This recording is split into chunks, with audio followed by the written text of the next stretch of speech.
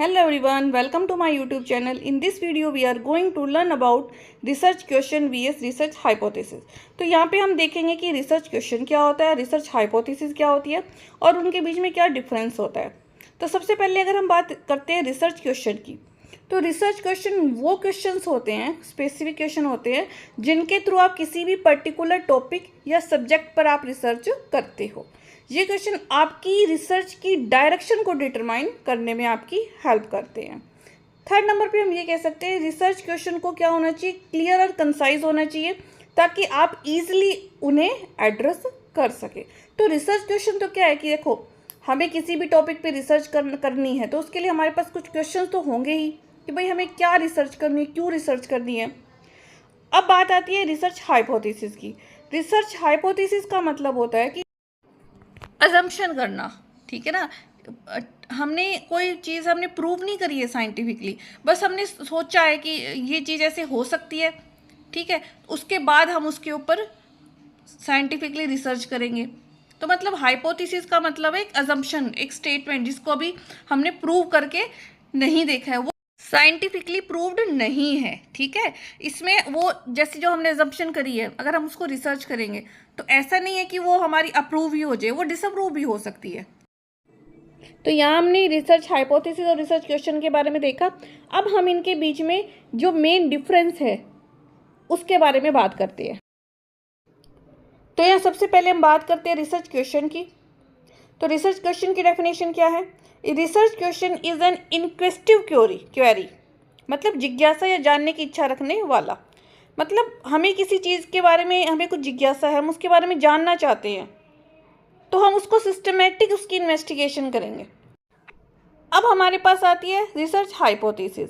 तो यहाँ हम इसकी डेफिनेशन देखते हैं। Research hypothesis is a predictive statement, मतलब जिसका हम पूर्वानुमान लगा रहे हैं, विवरण कर रहे हैं जिसका, मतलब एक तरह से हम अजम्पशन कर रहे हैं। वो हम साइंटिफिकली हमने प्रूव नहीं किया है, हम सिर्फ एक अजम्पशन कर रहे हैं, ठीक है। नेक्स्ट हमारे पास आते हैं नेचर। तो नेचर क्या होगा रिसर्च क्वेश्चन का? इंक्विजिटिव, जिज्ञासा से भरा हुआ, है ना। हम कोई स्पेसिफिक इशू है उसको एक्सप्लोर करना चाह रहे हैं, ये बिल्कुल स्ट्रेट फॉरवर्ड होगी, क्लियर होगी, इजी टू अंडरस्टैंड होगी। अब बात आती है रिसर्च हाइपोथेसिस की। तो यहाँ नेचर का मतलब प्रोबेबिलिटी है और हम यहाँ पे प्रिडिक्शन कर रहे हैं कि कोई स्टेटमेंट प्रूव होगी या नहीं होगी, कंफर्म होगी या नहीं होगी, ठीक है भाई। ऐसा नहीं है कि जो हमने सोचा है, हमने अजम्पशन करी है, वो हमारी प्रूव्ड ही हो जाए, वो डिसअप्रूव भी हो सकती है। अब बात आती है रिसर्च क्वेश्चन में स्ट्रक्चर की। तो नॉर्मल सी बात है, स्ट्रक्चर क्या होगी? क्वेश्चन की तरह लिखेंगे इसके अंदर हम, और हमारे हाइपोथेसिस की स्ट्रक्चर क्या होगी? Written as a statement, not a question. याद रखना, रिसर्च क्वेश्चन में उसकी स्ट्रक्चर क्वेश्चन की तरह होगी, लेकिन हाइपोथेसिस में वो एक स्टेटमेंट होगी, वो क्वेश्चन नहीं होगी। अब हम रिसर्च क्वेश्चन का एग्जाम्पल देखते हैं। What is the impact of water pollution on Mankind? यहाँ पे हमें क्वेश्चन अराइज कर रहे हैं कि भाई क्या पोल्यूशन का जो है, वाटर पोल्यूशन का मैनकाइंड पे क्या इफेक्ट पड़ेगा, इम्पैक्ट पड़ेगा। अगर हम अब बात करते हैं रिसर्च हाइपोथेसिस के एग्जांपल की, तो ये देखिए, increase level of water pollution will negatively affect human health. यहाँ पे एक स्टेटमेंट है, हमें क्वेश्चन नहीं पूछा गया, यहाँ स्टेटमेंट है कि क्या इसका इफेक्ट नेगेटिवली पड़ेगा। हो सकता है नेगेटिव इफेक्ट पड़े और ना भी पड़े, ठीक है। तो ये हमने देखा कि रिसर्च क्वेश्चन और रिसर्च हाइपोथेसिस में क्या डिफरेंस है। अभी हमारे पास कुछ और डिफरेंसेस है, हम उनको भी वन बाय वन एक्सप्लेन करते हैं। अब देखो, रिसर्च क्वेश्चन में सब्जेक्ट क्या होगा? Can involve various field such as literature, art, language, science, sociology. यहाँ और हमारे पास हाइपोथेसिस में क्या सब्जेक्ट होंगे? Relevant to various field including science, sociology और बायोलॉजी, ठीक है। अब हमारे पास आउटकम क्या आएगी हमारे पास क्वेश्चन की?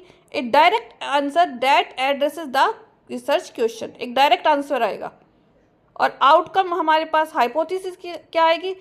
Suggest possible reasons for the expected outcome.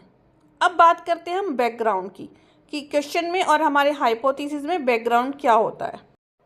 अब यहाँ रिसर्च क्वेश्चन में बैकग्राउंड क्या है? Generally formulated when there is limited existing research और knowledge available on the topic. और हमारे पास जो हाइपोथेसिस है उसमें क्या है? Typically formulated when a significant amount of period research is available on the relevant subject allowing for an informed hypothesis. तो ये हमारे पास इनके बीच में डिफरेंस होता है। अब हम इसकी समरी में देखते हैं कि इसकी समरी में क्या होता है। तो जो हमारा रिसर्च क्वेश्चन है वो फोकस करेगा what, why and how something occur, ठीक है, जहाँ पे एक्सप्लोर नहीं किया उस एरिया में जाके हमारे पास रिसर्च होगी जो जिसको अभी एक्सप्लोर नहीं किया गया है। और रिसर्च हाइपोथेसिस का क्या मतलब है, यहाँ हमारे पास प्रिडिक्टिव स्टेटमेंट होती हैं और एजम्पशंस होती हैं, हम उन्हीं के बेस पे अपनी रिसर्च करते हैं। Thank you.